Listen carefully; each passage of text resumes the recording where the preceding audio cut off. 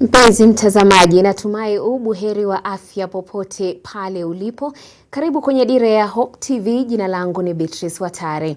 Na kwanza kabisa kwenye taarifa zetu za kwanza ni kwamba viongozi wa Azimio la Umoja hii leo wameshikilia kuwa maandamano yao ya siku 3 yaliyopangwa bado yataendelea. Na hii ni licha ya shinikizo kutoka kwa serikali ya Kenya Kwanza kuhakikisha kwamba labda kuna mazungumzo, na pia vile akihutubia wanahabari, kiongozi wa Kenya Martha Karua alisisitiza kuwa hawatatishwa kusitisha maandamano hayo. Na hali kadhalika alisema kwamba wametoa taarifa za kutosha kwa vyombo vya sheria na kuwataka polisi kuhakikisha maandamano hayo hayaingiliwi na wahalifu. The government has entered into a public-private partnership with militia to cripple freedom of assembly and protests. The party further notes that the security withdrawal comes days after William Ruto promised kusafirisha Honorable Raila Odinga and President Uhuru Kenyatta. Indeed, we remain eternally grateful to Mr. Ruto for uttering those words. Out of the abundance of his heart, his mouth spoke. We further take note that although Kenya is not at war, all police and other security officers have been recalled from leave to deal with protesters. We continue to monitor the situation. We continue to call upon the IPOA, which has the mandate to investigate use of force by the police, to do so. We will hold them accountable in the event. The government has entered war, not just with Azimio, but with the entire Kenyan population, especially those who do not support him. We appeal to our neighbors in the region not to join Ruto's war against Kenyans. Our neighbors must not supply Ruto with tear gas and ammunition to fight Kenyans. Our crime is only that we have challenged Ruto to bring down the cost of food, reconstitute the IEBC in a way that includes all players, also to audit the last year's presidential elections, and to respect political parties. As leaders, we have reached the decision that we shall fear not those who kill the body, but are not able to kill the soul. So, even with the intimidation of withdrawal of security, Azimio confirms that the protests planned for Wednesday, tomorrow, Thursday, and Friday this week are on as earlier announced. Na tukisonga mbele ni kwamba chama cha wanasheria nchini LSK kimehimiza kuwepo kwa mazungumzo na ini kati ya rais na kiongozi wa upinzani Rais wa chama hicho Eric Theuri amesema kuwa chama hicho kiko tayari kuteua wapatanishi watakaoongoza mazungumzo hayo. Na masuala mengine yaliyozungumziwa na chama hicho ni pamoja na haki ya kuandamana kwa amani, na LSK kiwarai maafisa wa polisi kulinda maisha na mali dhidi ya uharibifu wakati wa maandamano. We continue to monitor the situation. We continue to call upon the IPOA, which has the mandate to investigate use of force by the police to do so. We will hold them accountable in the event that they fail to undertake this mandate. And if it becomes necessary, at a certain point, we may institute proceedings against those that would be identified either by IPOA, or if IPOA does not carry out its mandate, through the reports that we gather, and seek accountability from the police in terms of how they are using force in these processes, and especially and more so on the use of live ammunition to disperse protesters.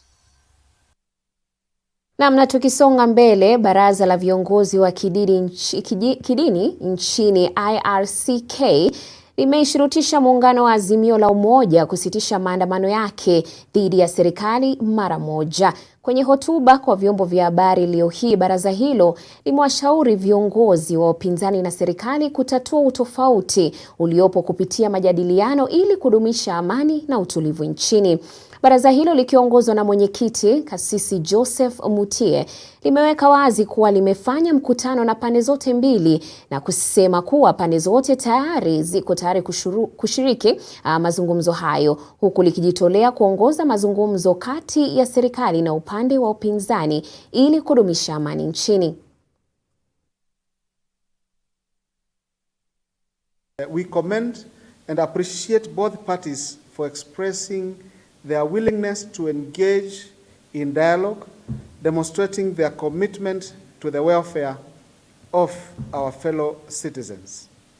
In light of this sincere and constructive gestures, we humbly appeal for the immediate cessation of the intended demonstrations. We believe that peaceful dialogue is the most effective means of resolving any crisis, and it is through this channel that we can create lasting solutions and foster understanding among all Kenyans. We recognize that our strength as a nation lies in our unity and shared values. As diverse as we are in ethnicity, culture, and religion, we are all Kenyans, bound together by a common destiny. Let us embrace our differences and use them as a source of strength to build a prosperous and peaceful nation of ourselves and the future generations. The Interreligious Council of Kenya stands ready to facilitate and support the dialogue process, ensuring that it is inclusive and representative of all the voices in our society. Together, we can forge a path of reconciliation, tolerance, and compassion that leads us to a brighter future for Kenya. Na tukisonga mbele ni kwamba katika juhudi za kukabiliana na kuongezeka kwa mvutano na vurugu zinazozunguka maandamano yanayoendelea dhidi ya serikali, viongozi wa vijana kutoka vyama mbalimbali vya kisiasa wameitisha mkutano muhimu hii leo ili kuwasilisha msimamo wao wa pamoja juu ya swala hilo. Viongozi wa vijana waliurai upinzani wa Azimio la Umoja kusitisha maandamano hayo, huku wakielezea wasiwasi wao kwamba maandamano hayo yamegeuka kuwa ya vurugu na wala si ya amani tena. Isitoshe, viongozi hao walidokeza hofu yao ya uamuzi wa muungano wa Azimio kutojihusisha na mazungumzo ya pande zote mbili licha ya juhudi za kuwashirikisha katika mazungumzo ya amani. Hili walisema ni kikwazo kikubwa katika kutatua suluhisho la amani kwa masuala yanayoendelea nchini. young people? Why are we destroying property? So clearly, that is not the objective. And if it was objective, then if the court suspended the finance bill, why have they not suspended this demonstration? That is the question we are asking. And we are asking our young people, please, let us not be used in this demonstration. Speak about the position that they have within their parties in regards to this. And we are asking the Azimio team that since we cannot be able to have a peaceful demonstration, they should be able to call off these protests. Na kwingineko ni kwamba rais wa vuguvugu la utawala wa utumishi wa umma PSG, Balozi Esther Waringa, ametoa wito wa kukomeshwa kwa uchaguzi mkuu humu nchini, akisema uchaguzi huo umeleta madhara makubwa kuliko mema katika utawala wa nchi hii. Na akihutubia wanahabari jijini Nairobi, Waringa alibainisha kuwa uchaguzi ni wa uharibifu mkubwa wenye mgawanyiko wa gharama kubwa na wa kikabila. Rais wa PSG pia ametaka kusitishwa kwa katiba ya mwaka 2010 huku taifa likisubiri kuzinduliwa kwa mfumo wa utawala wa umma. Wakati huo Waringa anataka nyadhifa zote za uchaguzi na nafasi zote za uteuzi zilizotokana na uchaguzi mkuu wa mwaka 2022 ziondolewe. The political parties that are used to field candidates in electoral processes that have created division in our country, political parties that have created tribalism, political parties that has birthed ethnicity, are hereby suspended with immediate effect. In this regard, the country does not have Azimio, the country does not have UDA, the country will be managed with zero political party. Therefore, all political parties have been suspended with immediate effect. In light of all the above directives, the country can now enjoy the new normal, the public service-driven development. What Wajiko needs is water. What Wajiko needs is education. What Wajiko needs is food on the table. What Wajiko needs is health. We have ministries of government that are supposed to serve and give these services to the people of Kenya. Therefore, no more politically driven development.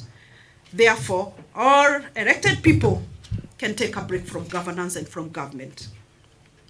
We therefore have mandated today that all permanently employed public service to move with diligence and speed to continue giving services like water, education, agriculture to the people of Kenya as we move with speed to streamline the public service system of governance. And as we take care of that, as we streamline the transition, our military take over with immediate effect for a period of time that we will not stipulate right now, the ministries of government to take effect from now, the judiciary to be proactive in terms of what they are supposed to do to make Kenya continue working. What we mean, any non-elected institution, organ of government must continue working. Mm-hmm. So that's why we are appealing to the leaders. They should come forward, they should sit together and formalize something so that we run Kenya as a peaceful, progressive country. Because everybody is suffering. You, the students, they don't go to school, they suffer. Parents, they have paid the fees. Health is also important. Na kwingineko, mamlaka ya ujenzi NCA imefanya mkutano na washikadau wa sekta ya ujenzi ili kuangazia swala la kuongezeka kwa idadi ya nyumba zinazoporomoka kaunti ya Kiambu na kujadili mikakati ya kudhibiti kuporomoka kwa nyumba siku za usoni. Mamlaka hiyo imesema kuwa hali hiyo inahatarisha maisha ya wengi na kupunguza imani ya watu kwa mamlaka hiyo. Na vilevile Wangui Kabala amesema kuwa NCA itaimarisha ukaguzi wake na michakato ya udhibiti ili kuhakikisha kuwa miradi ya ujenzi inazingatia kanuni za ujenzi na viwango hitajika vya usalama, hatua inayotarajiwa kuzuia kushuhudiwa kwa visa vingine vya kuporomoka kwa nyumba. Na NCA imeanzisha jopo kazi maalum litakalochunguza chanzo cha kuporomoka kwa nyumba na kutoa mapendekezo ya kudhibiti matukio hayo. The certification, so to speak, in order for them to work. And it is the law, ideally. You're not supposed to work with any skilled construction worker or any site supervisor who is not accredited. So this was the accreditation drive that we did in Kesa's constituency. We did it at Mugondoi Vocational Center. And on that day, we were able to accredit 300 workers. My government has embarked on the establishment of an ERP management system, which will have an e-construction development module. This is aimed at ensuring development of application is efficient, and real-time information data management system will be embedded to enable information tracking all the applications.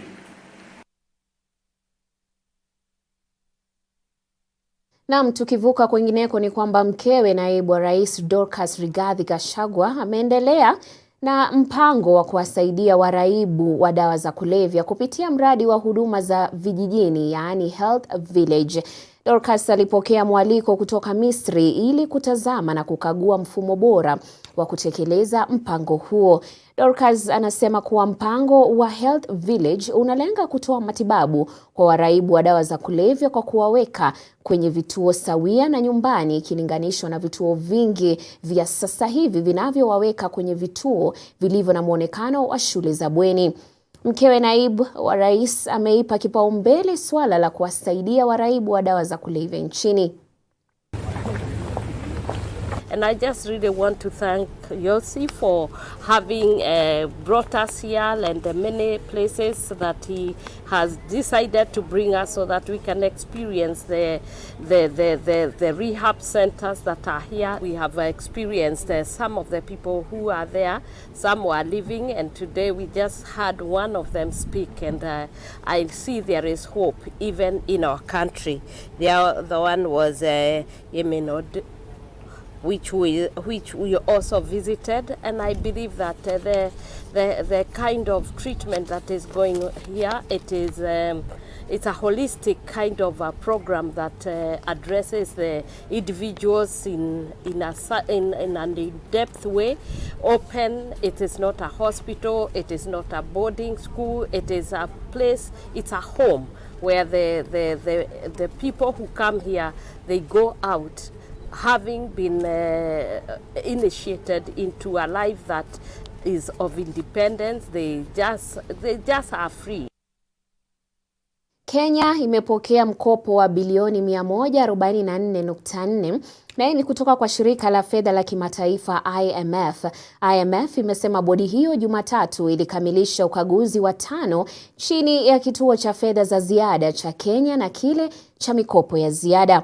Wakati wa kutoa mkopo huo, IMF ilisema Kenya imetimiza masharti ya kuendelea kupokea mikopo, na chini ya maelezo mapya ya mkopo kutakuwa na utoaji wa haraka wa shilingi bilioni 58.57.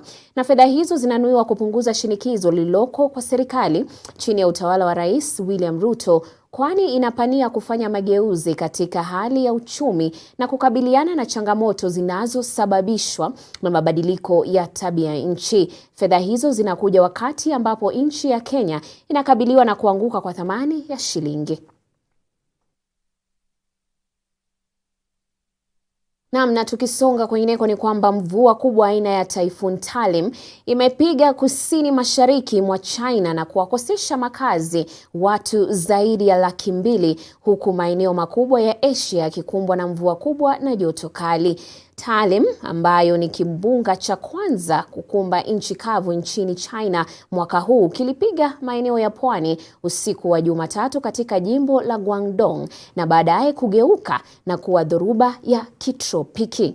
Na usiku wa kuamkia leo dhoruba hilo ilihama na kuathiri guba ya Beibu, na kufikia mapema Jumanne ilishuhudiwa kwa mara ya pili na kuhamia katika eneo la kusini mwa Guangxi. Kimbunga hicho kilionekana siku mbili baada ya mji ulioko kaskazini magharibi mwa Xinjiang kushuhudiwa joto la juu zaidi nchini China, huku kiwango cha joto kikifikia 52.2. Na nchini Japan watu 60 waliugua ugonjwa wa joto, na hali kadhalika nchini Korea Kusini idadi ya vifo kutokana na mvua kubwa na maporomoko ya ardhi imeongezeka hadi 41.